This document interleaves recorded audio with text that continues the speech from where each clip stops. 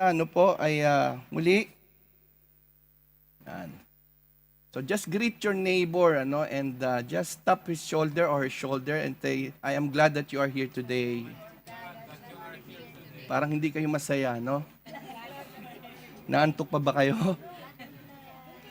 So today we're going to start a new series, Shepherds of a Few. This will be our series in this month of August. And I believe it is a very timely message. Who still remember our last topic on our series anchored on the supremacy and sufficiency of Christ? Sino po yung nakakaalala ng huling title, huling topic natin? Sige nga po. Who remembers huli nating topic sa ating Colossians series? Wala nang nakaalala? Ha? Christ-centered home, that was before the last one. Okay, the value of Christian community. Amen. The value of Christian community. Napakahalaga po ng community. Napakahalaga because we are created to fellowship first and foremost with God, with our Maker, and of course with others. That's why the command is first to love God, and then first vertical and then horizontal. So napakahalaga po ng community.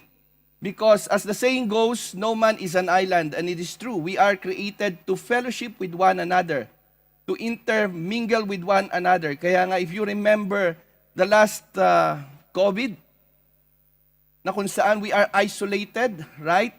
It is not normal for us to be isolated. We are created first, again, I will say this sa lesson pong ito, paulit-ulit yung maririnig yung nilikha tayo ng Diyos upang siya ay sambahin, upang siya ay purihin. Bakit? Kapag hindi po natin siya sinamba, meron po tayong ibang sasambahin. That's the only main reason why. If we will not serve and worship the true God, then we will worship other things. Because that's how we are created. Amen? So today we're going to start with this series, God is a relational God. But let me just give you a rundown or a brief lessons po na ating mga pag-aaralan, and I pray na lahat po tayo ay wag natin itong ma-miss. Today we're going to talk about God is a relational God. Number 2 message will be you are not meant to walk alone. Napakagandang mensahe. You are not meant to walk alone. And every believer is called to care. Amen? Lahat tayo nilikha ng Diyos to care, to love. We have the capacity to love. If you will go back to Genesis chapter 1 verse 25, what does the Lord says? That the Lord created everything in its kind. Amen? Kung makikita nyo po, if you will go, we were in Dubai, I think 2 years ago, we saw that big aquarium. No po?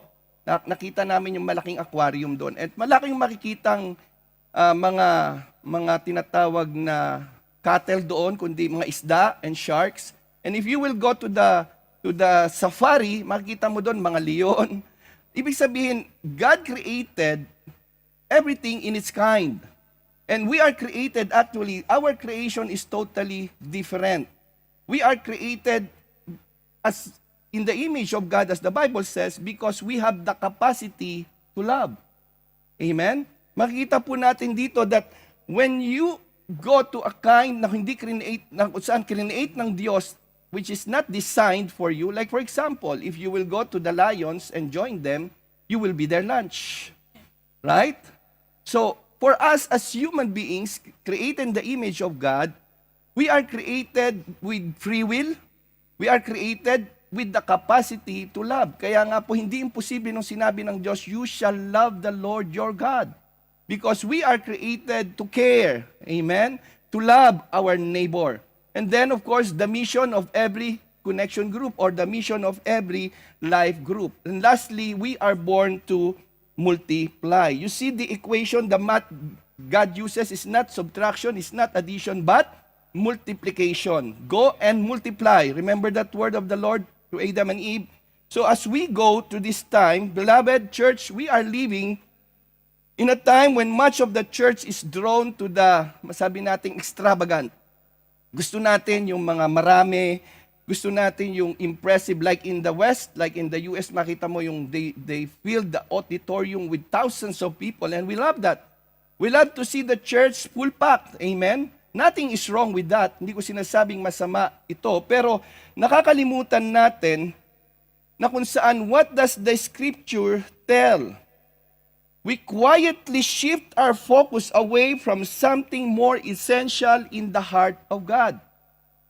Na kung saan hindi tayo masaya pagka konti lang, no? Hindi tayo masaya kapag pagka iilan-ilan lang yung nag-gather sa church. But let me tell you this.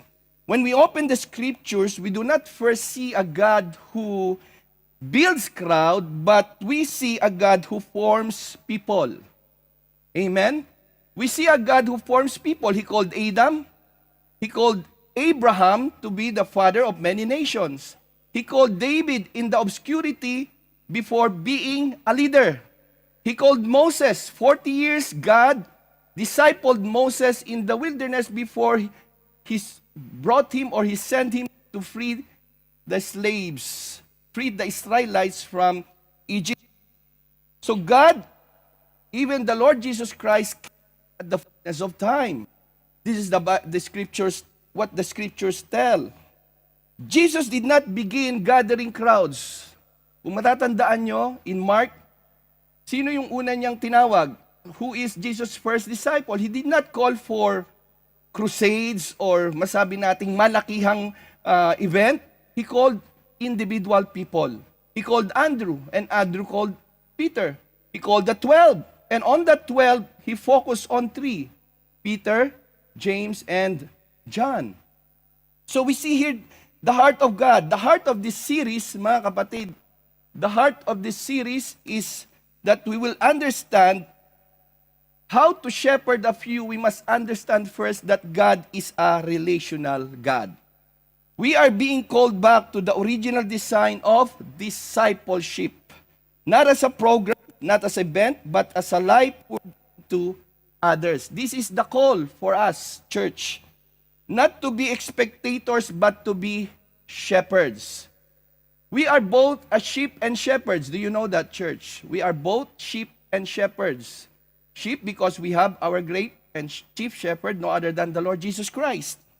We are called to be involved in this great call of God, church. We are called not to be just consumers, but to be carers of soul. Because in the kingdom of God, greatness is not measured by how many who follow you, but how faithfully you care for the few that God has entrusted to you. When Jesus' ministry started, He didn't say sa kanyang mga disciple, so ilan ba yung nag-convert? Ilan ba yung nag-confess na I am their Lord and Savior? No, you will not find in the scripture. Every time the Lord Jesus Christ will tell those people who wants to follow Him, come, follow me. That's it. He didn't ask for numbers. He will always say, in fact, many times, Jesus will lay down the cost of following Him. If you will read the Gospel of Matthew, Mark, and Luke, you will always hear Jesus as if He is rejecting people to follow Him. No, He's not. He wants people to follow Him. But before that, He will lay down the cost of following Jesus Christ. And it is always costly, church. Being a Christian, as you always hear, is not a bed of roses. It requires sacrifice. Amen? It requires your time, your talent, your treasure. So in a biblical realignment, the word of our Lord Jesus in Luke chapter 16, verse 10 reminds us that He who is faithful in what is least is faithful also in much. Who is unjust in least is also unjust with much. Pag tayo pinagkatiwalaan ng konti, mapagkakatiwalaan tayo ng mas marami. Faithfulness, mga kapatid, does not begin with much, but it begins with small. Amen? Diba, pagka tayo, we always look at the bigger picture. We always look at the thousands and sometimes millions. But we forget that a million cannot be a million without 1 peso. Right? We forget the least. And this, Jesus Christ, before He started His public ministry, it was seen in His obedience to God the Father. Many times you will hear the scripture before Jesus preached or teach His disciple, I do not do what in my own, but what I do because the Father tells me. So before public ministry, there is and there should be private obedience. Before influence, there should be an intimacy. Before multiplication, there must be stewardship. Why this matter, church? Why this matter now? Because in a world filled with noise, distraction, and shallow connection, God is calling His church back to something deeper, something intentional, something what we call relational discipleship. Not just teaching the truth in this pulpit, but walking with people in truth. Not just preaching sermons, but shepherding the souls. This is where real transformation happens. You can hear all the sermons you want, but it will only give you, yes, conviction. Yes, it will transform your minds because the Word of God, as says in the Scripture, is powerful and active. But yet, transformation begins in a relationship. Amen? Look at your neighbor. Tell him and her, transformation begins in a relationship. This is where lives change, not in crowd, but in groups, in small groups or in circles. Not in a distance, but in a relationship. The vision before us, through this series, we are believing God to raise shepherds, not just church attendees. Alisin na po natin yung Zimbabwe na mentality. Alam niyo na po yung Zimbabwe, di ba? Zimbabwe. Now we are called to be disciples or disciplers, not just listeners. Servants who will care, who will guide, and who will walk with others intentionally. As you always hear this from Pastor Alan, this is a life for life. Amen. Discipleship is a life for life. Whether it is through connection group, transformation group, or a simple one-on-one discipleship relation. Every believer is called into sacred and sacrificial works. Not easy to disciple. Let me tell you, it's not easy to disciple. But we are commanded to make disciple of all nations. You may not shepherd many, but you can shepherd someone. And perhaps even right now, as this message is preached, you have someone already in mind that you want to disciple. And it is my prayer that all of us here right now in this place will have that kind of heart. Magkaroon tayo ng ganung puso kung saan yung iniutos ng Panginoon ay ating sundin. So, today, before we understand shepherding of you, we must understand the heart of God. That God is a relational God. This is our scripture today, Isaiah 40:11, Matthew 22. It's been quoted time and time again before we start. 2 Corinthians 13:14, the very well-known benediction. And of course, Acts chapter 2, verse 46 and 47. So may I ask the church please to again, let us all stand in reading the Word of God. Let us all read together. This is just one verse. Let's all read together. 1, 2, 3.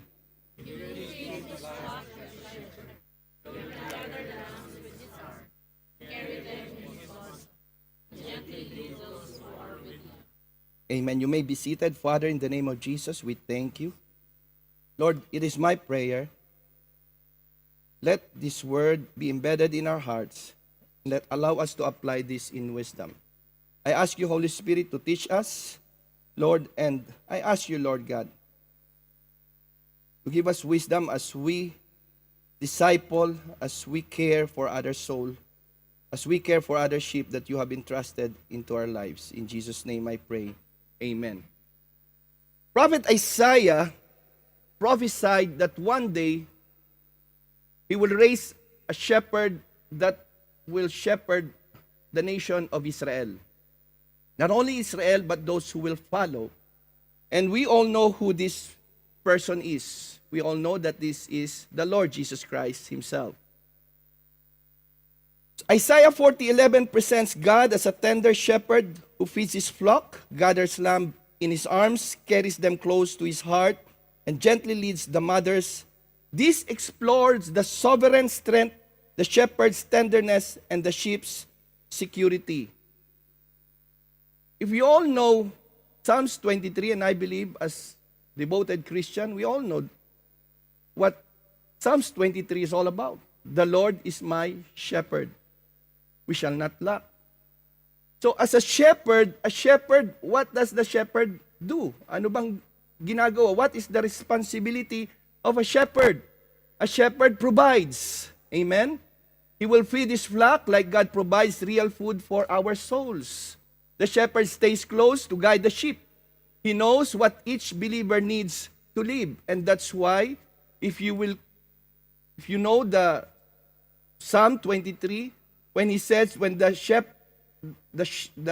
psalmist say this, that the Lord is my shepherd, I shall not lack, He will carry us to the place in which, kung saan tayo ay may pangangailangan, patuloy siyang nagbibigay sa atin. He's a provider. Not only that, a shepherd is a protector.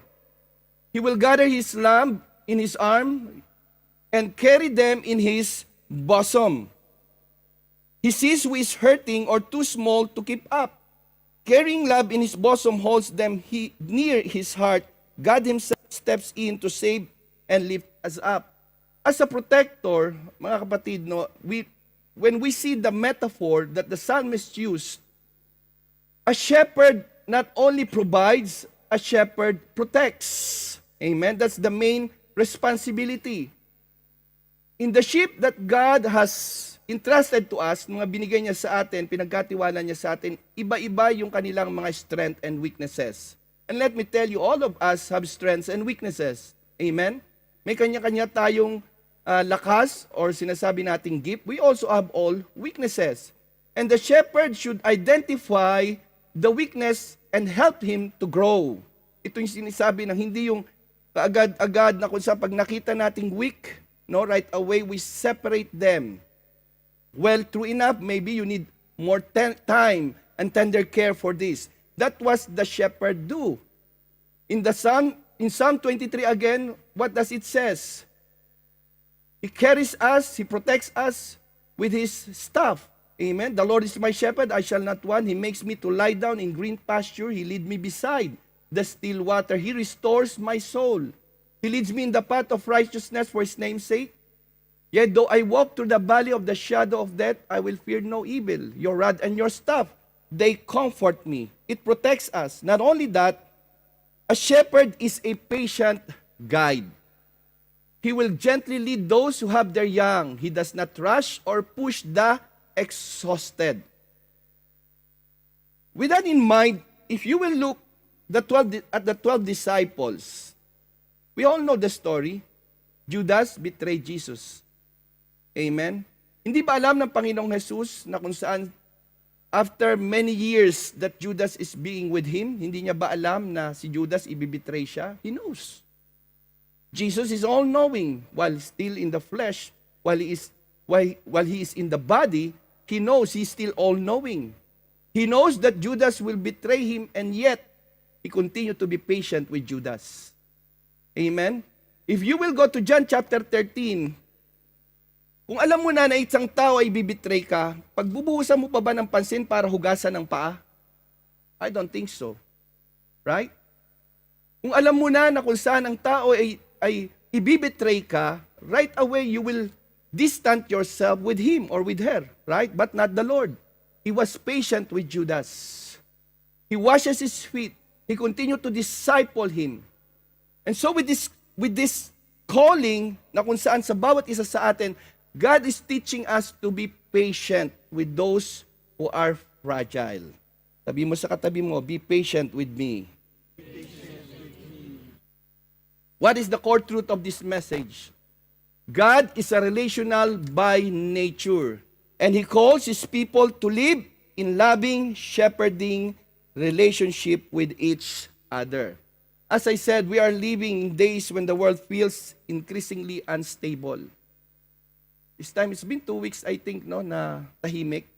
Wala ng drones, right?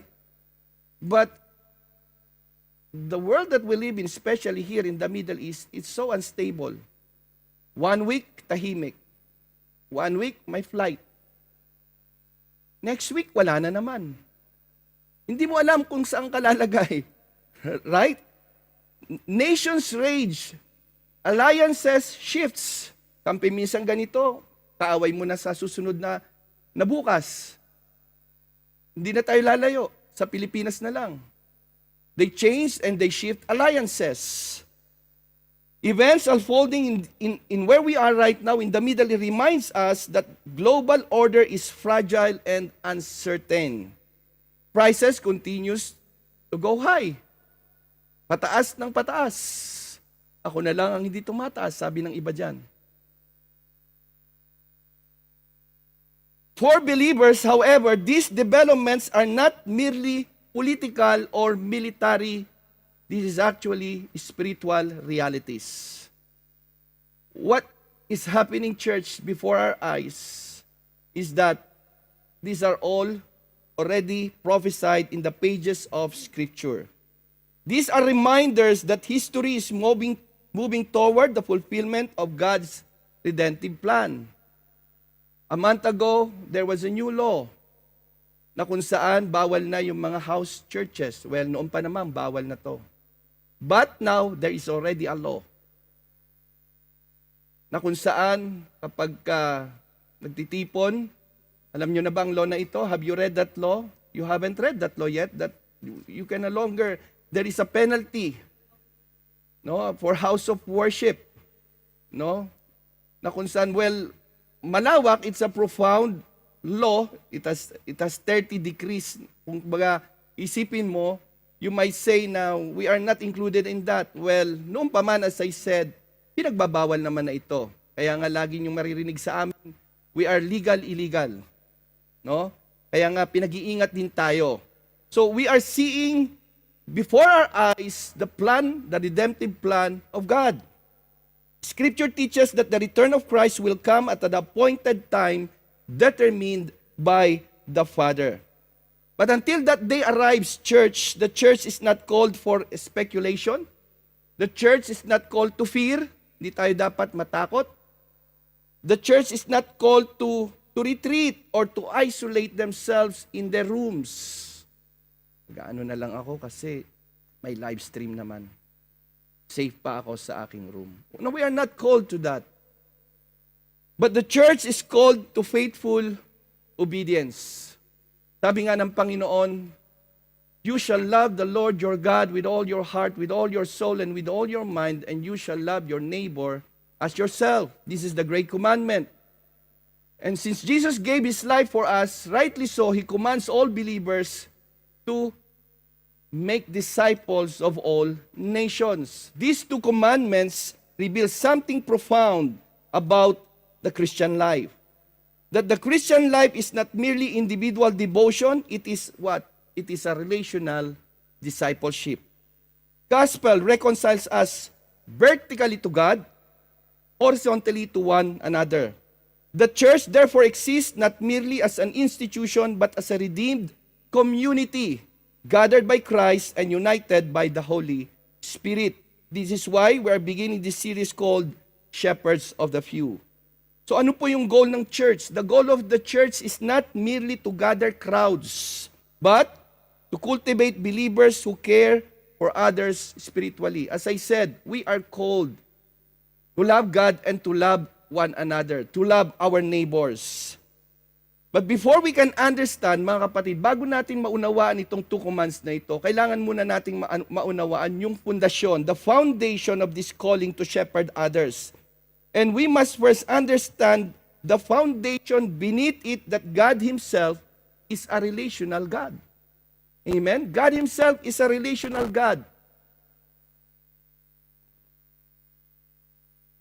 Number 1 point, 3 lamang po point yung ating pag-uusapan today. That God is a relational God. The relational God revealed in the Scripture, the fellowship of the Trinity. In 2 Corinthians 13:14, the grace of the Lord Jesus Christ and the love of God and the communion of the Holy Spirit be with you all. Lagi natin itong naririnig sa benediction, right? Lagi natin itong naririnig sa mga pagmatatapos na yung ating church service. But we see here in this one verse, the summary of what we call the Trinitarian theology. Paul identifies 3 divisions or 3 divine persons in one God, the grace of the Son, the love of the Father, and the fellowship of the Holy Spirit. Scripture reveals that God is one. Amen? Deuteronomy 6:4, hear ye, O Israel, the Lord our God, the Lord is one. but revealed in three distinct person. God the Father is not the Son is not the Father, and the Holy Spirit is not the Son and is not the Father. So, Scripture reveals that God is one in essence, yet eternally in three divine persons, Father, Son, and the Holy Spirit. From the beginning, before creation, makikita na po natin doon in Genesis chapter 1 verse 26, when God says, "Let us make man in our own image." Right away, you will see the harmony, the unity of the Trinity in the creation. Doon pa lang makikita na, well, of course, when we speak of the Trinity, mga kapatid, this is a theology or a doctrine na kung saan even in the body of Christ, maraming nagtatalo rito. Many debate na kung saan it's not written in the Bible, the word Trinity, of course, is not written there. Even the word, sasabihin nila na Jesus is not God. If so, bakit niya hindi sinabing siya ay Diyos? Well, to those who've been in the Alpha, you know this already. You will never find explicitly that Jesus said, "I am God" in the Bible. But the Scripture reveals that Jesus indeed is God. Hallelujah. So theologians describe this mystery as the triune God. Before creation existed, or angels were formed, or humanity walked the earth, God already existed in perfect fellowship within Himself. There's no jealousy in the Godhead. There is no what we call hierarchy. Ano bang pinakamagandang illustration na nakita nyo na sa inyong pag-aaral with regards to Trinity? No, maraming sasabi it's about triangle. Kasi pag pinagbaliktad mo raw yung triangle, they all have the same equal sides. No po? But in the depth, or we cannot fathom truly the word Trinity or the depth of God's what we call wisdom. But we believe because it is stated in the pages of Scripture.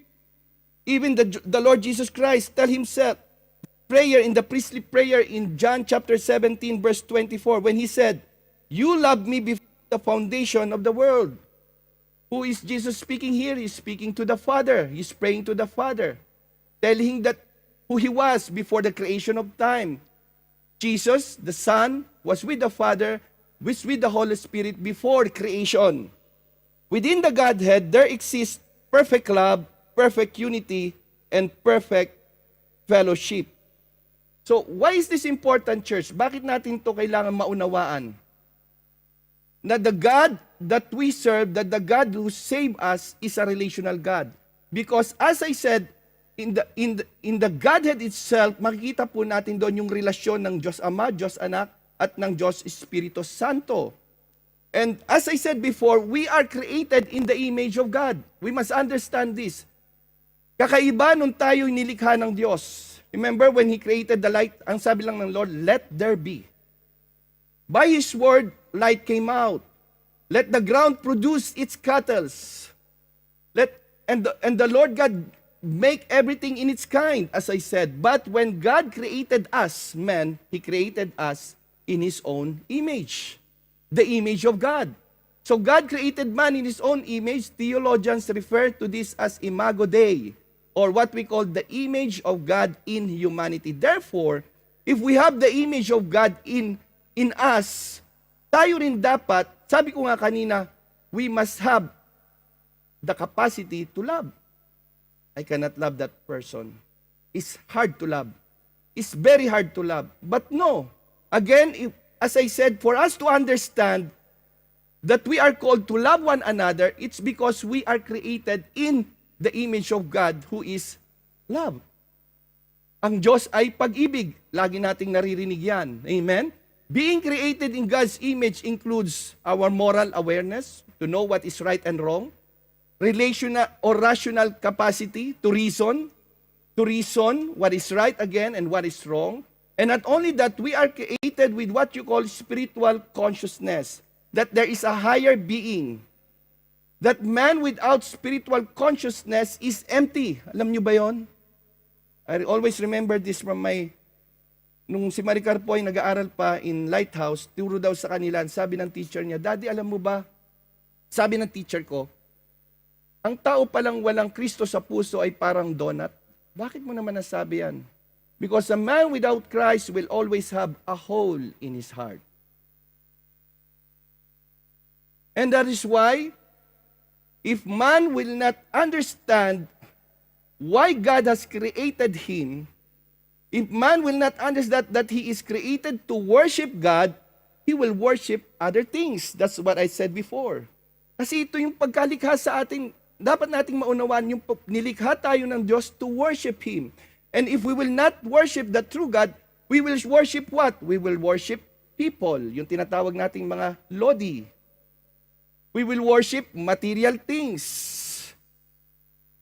We will worship fame. We will worship famous people. So, we are created in this, the image of God. Not only that, we are created in the image of God because it also includes relational capacity. Human beings were created to live in fellowship with God and then with another, vertical and horizontal. And you will always hear this, church, if your vertical connection or relationship with God is right, hindi na po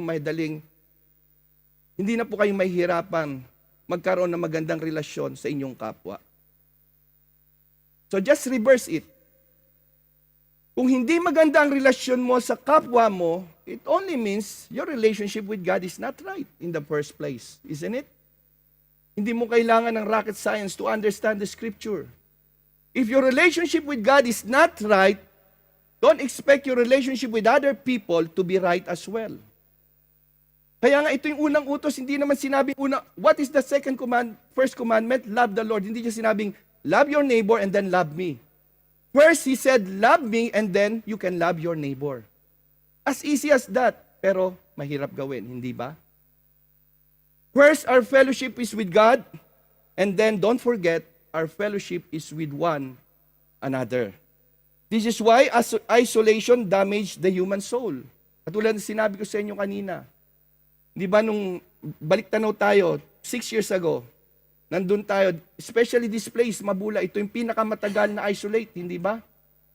In fact, naalala ko, pag namimiss nyo yung, kasi kami, maaga kaming napalaya sa Hawali, Salmia, kayo nakabarakid pa rin, walang makapasok.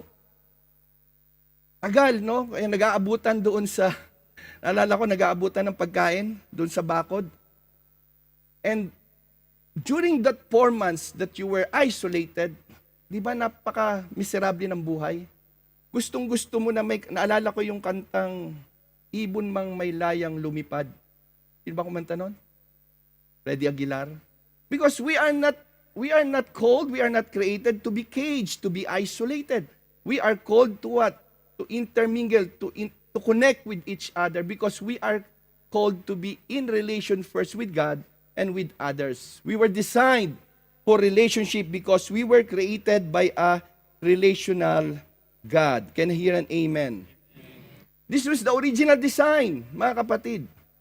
Pero dahil nga sa kasalanan, because of the fall, this design was marred. Yung love natin for God was cut. When sin entered the world, those relationships were shattered. The fall introduced first our separation from God. Division among people, nagkakanya-kanya ang mga tao. Alienation within the human heart. But praise and thanks God, Jesus Christ came. This is the story of the gospel. The gospel tells the story of what? Restoration through Jesus Christ. We are reconciled back to God through Him. Our relationship was restored when we come to know, when we accept Jesus as Lord and Savior. He gave us peace that the world cannot give. And that's why even here right now, meron tayong peace, hindi ba? Kahit na during nung kasagsagan ng war, people who don't have Christ, natataranta sila. They cannot even sleep. They were traumatized with this. But for us as Christian, we leave it to God.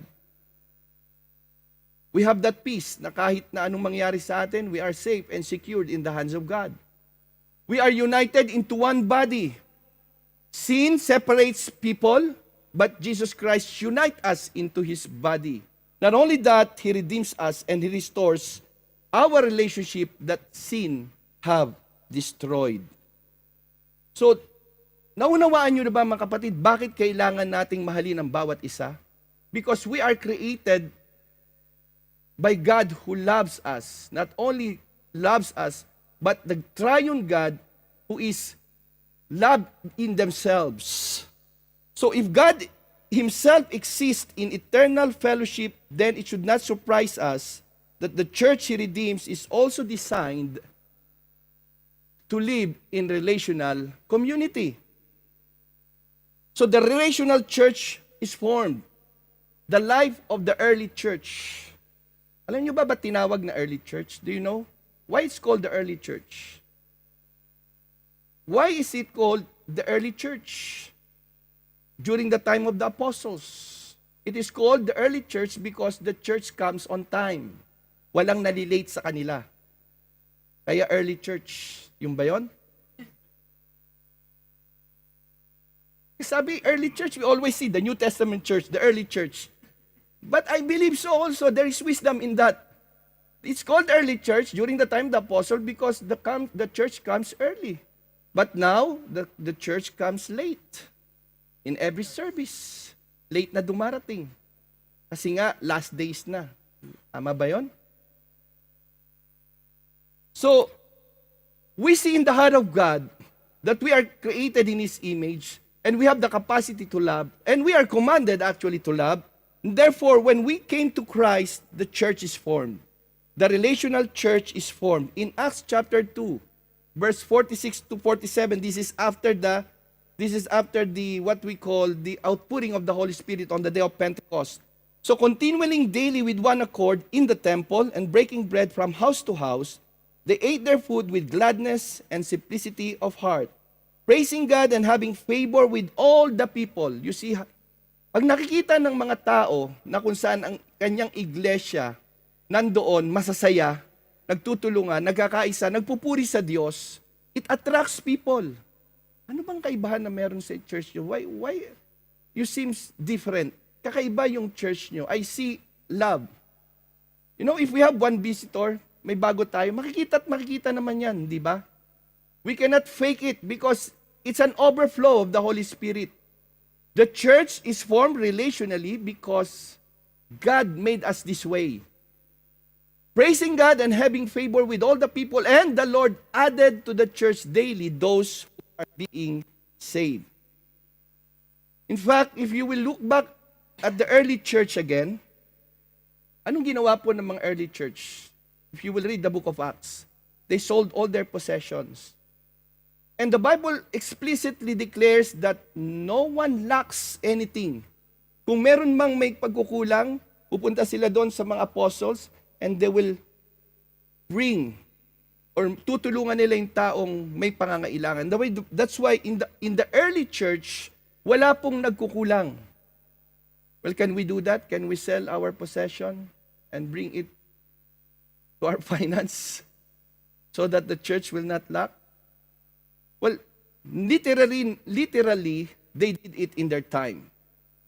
No, why? Because they do it with a gladness of heart. Because they receive something extravagant that they become so generous. And this is the work of the Holy Spirit. Luke records that believers gathers actually, itong setup na ito, kung titingnan natin, if we will look back, these are setup of house churches like this.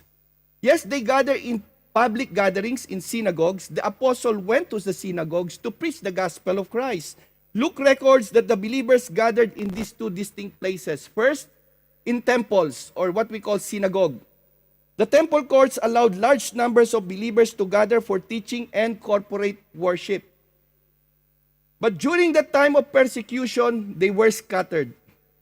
They went house to house. Going back to our Colossians series, nakita niyo yung maraming pangalan in the last chapter 4 of Colossians. There are so many names.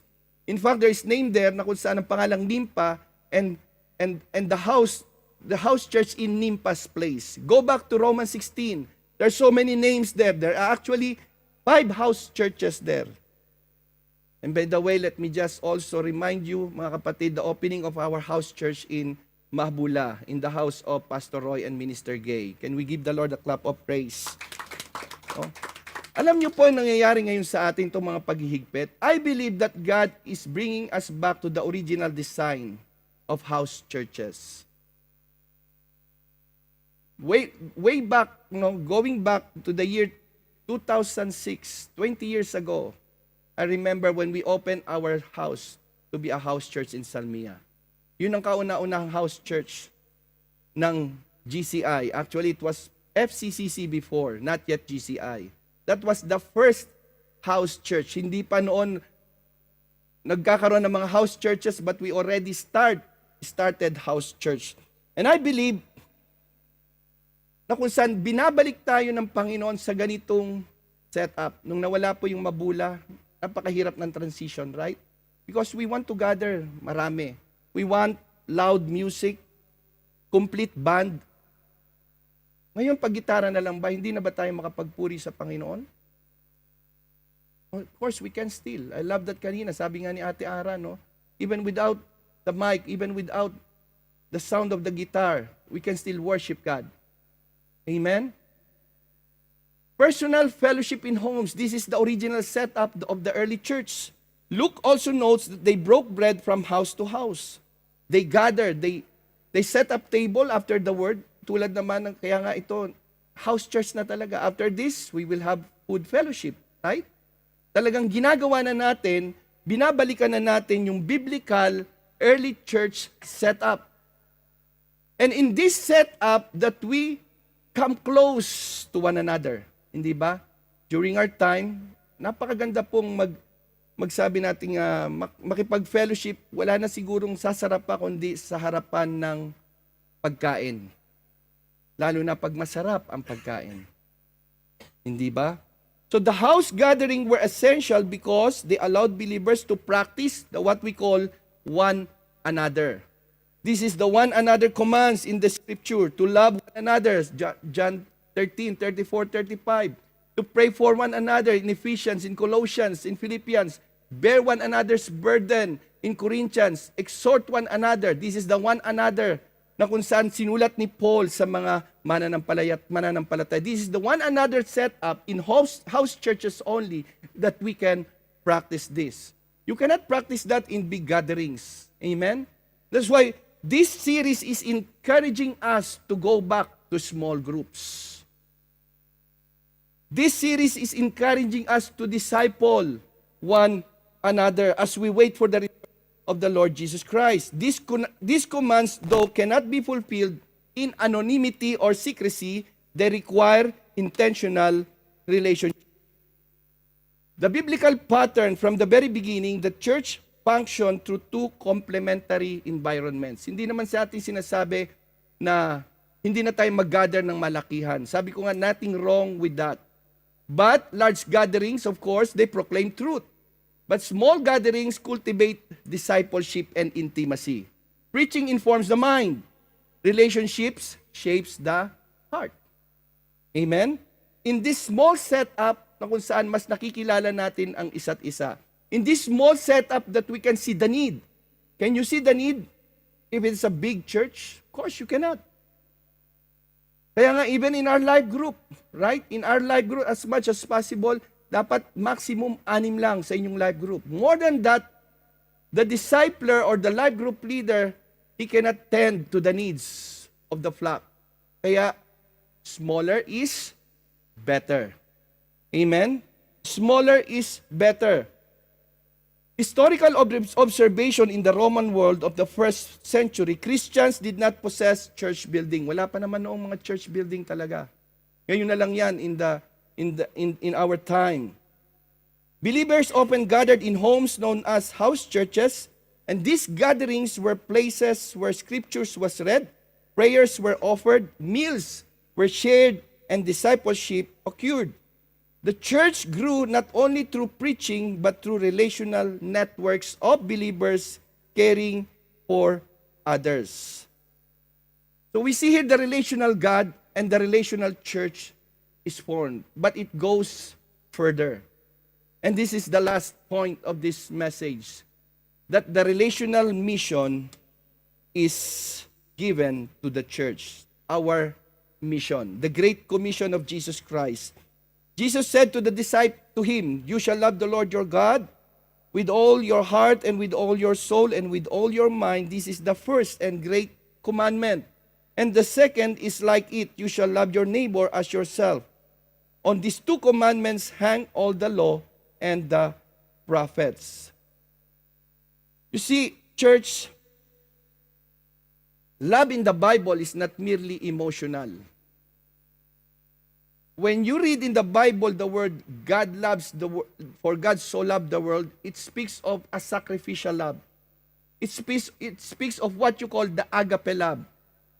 For us human, love is so shallow when we define it. Like, I love spaghetti, I love fried chicken. Napaka-shallow, no po? But when the Bible speaks of love, it speaks of giving yourself fully, even our very life.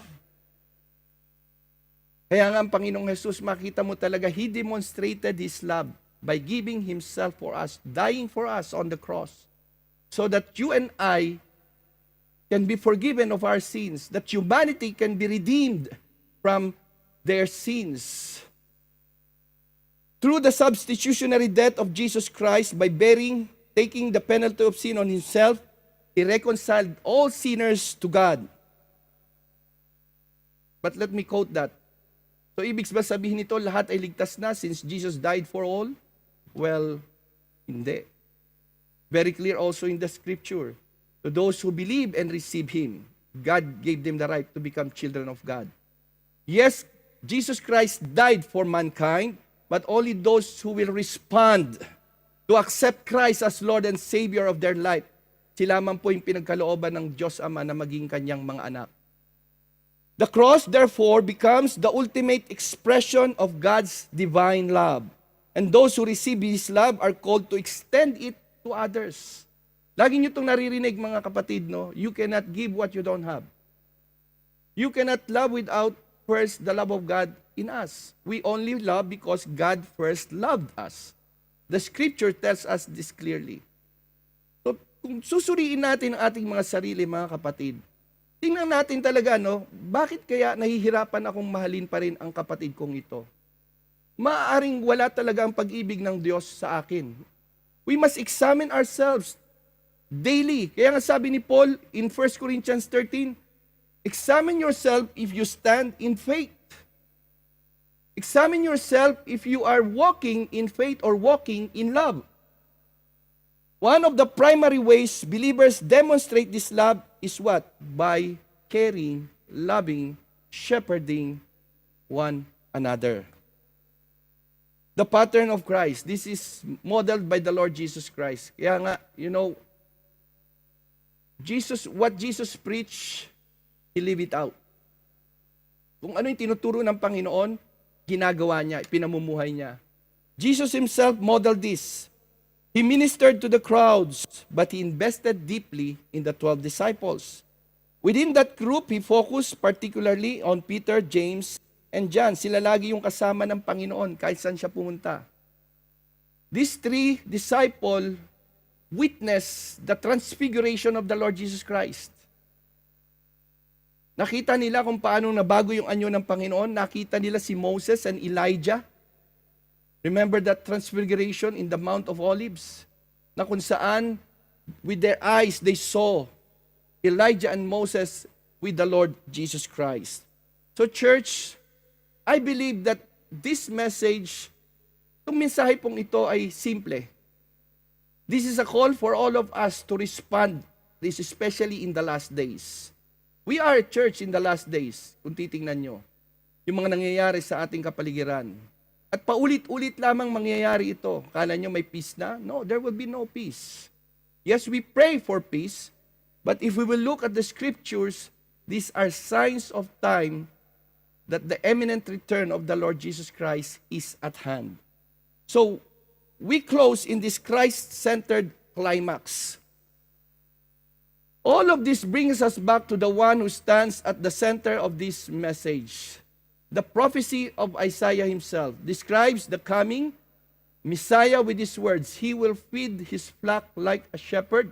He will gather the lambs with His arm and carry them in His bosom and gently lead those who are with the young. As I said, this was promised to the nation of Israel.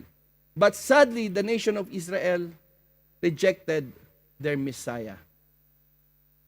But one day, they will all call upon the name of the Lord Jesus Christ. Centuries later, Jesus stood before the people and made a remarkable declaration in John 10:11 when he said, I am the good shepherd gives for the sheep. Jesus was not merely claiming to guide people, he was proclaiming this prophecy was fulfilled in his life. Notice what makes Jesus the good shepherd? Not simply his teaching. Kaya nga, laging sinasabi ng Panginoon, no, you shall know them by their fruit. A preacher can preach his word biblically, but it will not, kung hindi nakikita sa kanyang pamumuhay, what are those words? Sabi nga ni Paul, is like a clanging cymbal only. And we are not called to be clanging cymbals. We are called for love, genuine love. Not merely Jesus' miracles, but his sacrificial death on the cross. That makes Jesus' teaching, life, and miracle validation ng kanyang pagiging Messiah. Through his death and resurrection, he gathers people from every tribe, every language, and nation into one flock, one body. That's why we called ourselves brothers and sisters. Amen? Regardless of skin color, regardless of what we call race. Kaya nga pag mga Kristiyano na, no, dapat lahat ng tao natututunan nating mahalin. But the story does not end there. Scriptures tell us that Jesus is not only the good shepherd who died for the sheep, he is also the great shepherd who rose from the dead, and one day, the Lord Jesus Christ will bring the church to be with him in his glory. Our blessed hope. Amen, church? Yes, that is true. There says, lahat ba maliligtas? No, we cannot. Even us, we cannot save anyone. It is only Christ can do that. But the call for us is to care. Amen? We are called to care. We are called to pray for one another. We are called to encourage. We can guide others towards the shepherd, and this is the heart behind this series. God is raising shepherds of a few, not people who will replace Christ, but people who will point them to Christ. 16 applies to our daily life. Kanina, kinote ko to, no? Pag tayo po'y napagkatiwalaan sa maliit, mapagkakatiwalaan tayo sa malaki. How can we apply this? How can we shepherd? How can we disciple someone? Luke 16:10 applies to our daily life by turning ordinary routines and moments into tests of our true character. Our small habits, unnoticed tasks dictate our readiness for bigger opportunities. Paano ba natin may apply itong mensahe na ito? Even in our own career, sa ating mga sariling trabaho, in our career, in our service to God. Kanina ginawa kong biro, no? Early church kasi walang nalilate. And actually, this is a discipline, a spiritual discipline, church. Arrive on time. In fact, earlier than the appointed time of our worship. In your workplace, arrive on time. In fact, bihira sa ating nalilate sa trabaho, di ba? Kasi lahat, anong tawag doon? Biometrics. O ayaw makaltasan, totoo yun. Gustong-gusto natin, on time tayo. In fact, 5 minutes earlier. Arrive on time. Punctuality shows respect other people's time. Imagine, no? Ang meeting, 7 o'clock, darating ka 7:30. 30 minutes na sayang. Ang dami na sayang na pag-usapan. Ito pa ang ugali ng Kristiyano. Pastor, ano ba yan? American time or Philippine time? Hindi, God's time tayo. Hindi tayo American. Wala tayong nationality time. Lagi dapat tayong God's time. Sabi mo sa katabi mo, be on time naman, kapatid.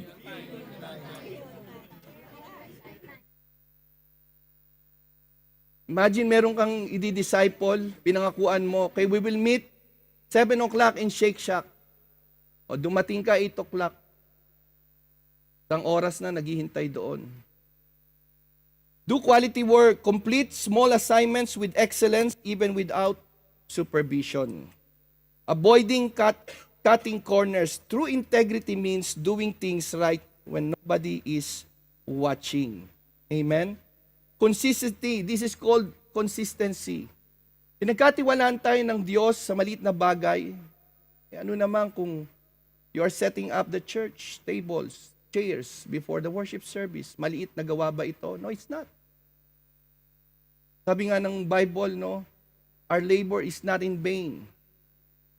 Our labor is not in vain. I watched yesterday a short, parang maiksing tawag dito, no, reels na kung saan sabi niya,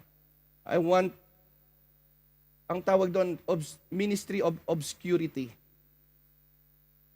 Wala daw nakakapansin sa kanyang pagsiset up ng chairs, cleaning the church.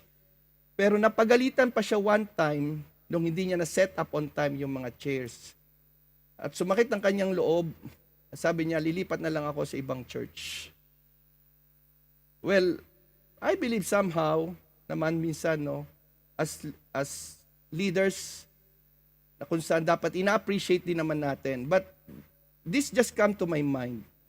Remember that our labor, we are doing this not for people, but for God. Na kahit na hindi nakikita yung ating mga ginagawa, pagsasakripisyo at paglilingkod, may higit na nakakita sa taas, sa Diyos. Ang Diyos na nakakita ng lahat ng bagay.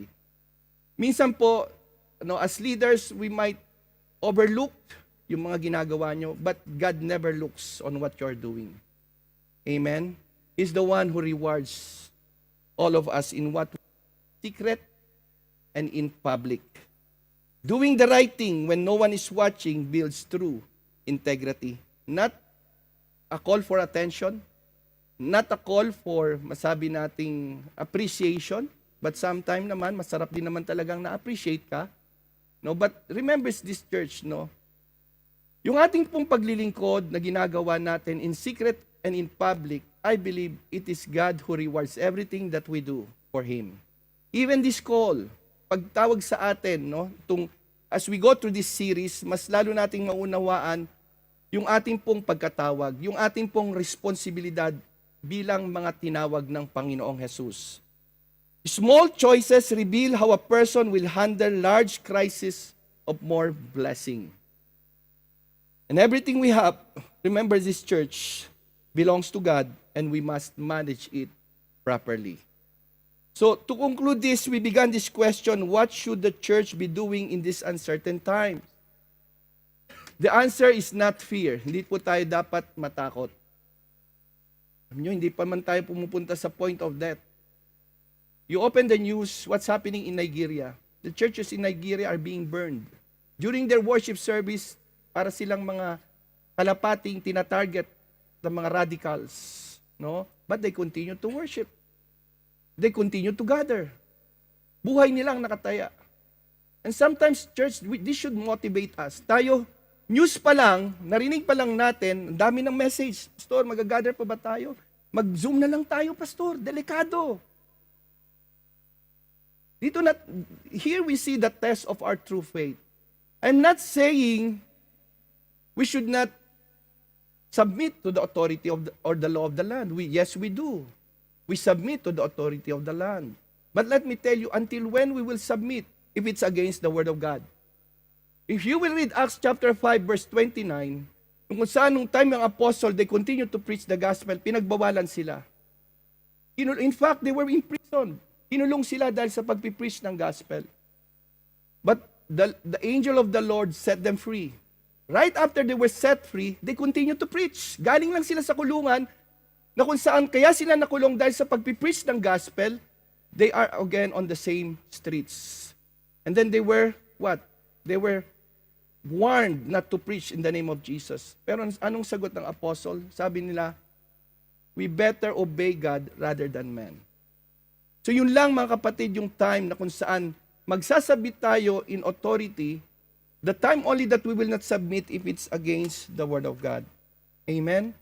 So we are not called, the answer is not fear, the answer is not retreat, the answer is faithful discipleship. Yes, maybe in time, maaring dumating tayo sa point na talagang magkakaroon ng matinding restriction. And by the way, today, let me announce then, no, meron tayong all-workers meeting. Pero yung gusto lamang pong pumunta, hindi po namin pinipilit yung mga worker.